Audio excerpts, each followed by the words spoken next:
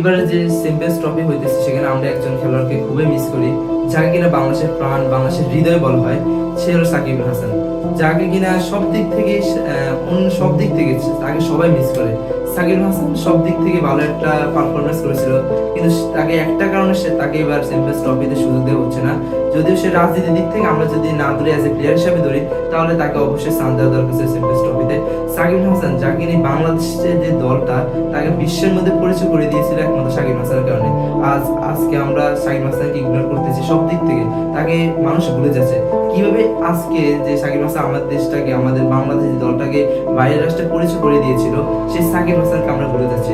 আমাদের উচিত যে সাকিব হাসানকে আবার দেশে নিয়ে আসা হোক, এবং সাকিব হাসানকে তো চ্যাম্পিয়ন্স ট্রফিতে সুযোগ দেওয়া হবে না, বাট পরবর্তী যে ম্যাচগুলো হবে সেগুলোর মধ্যে সাকিব হাসানকে সুযোগ দিয়ে দিলে অনেক ভালো হবে। যদি চ্যাম্পিয়ন্স ট্রফিতে সাকিব হাসানকে সুযোগ দিত, আমি মনে করি যে চ্যাম্পিয়ন্স ট্রফি প্রত্যেকটা ম্যাচে ভালো একটা অবদান করতে পারতো সাকিব হাসান, কারণ তাকে ক্যাপ্টেন্সির দায়িত্ব দিলে।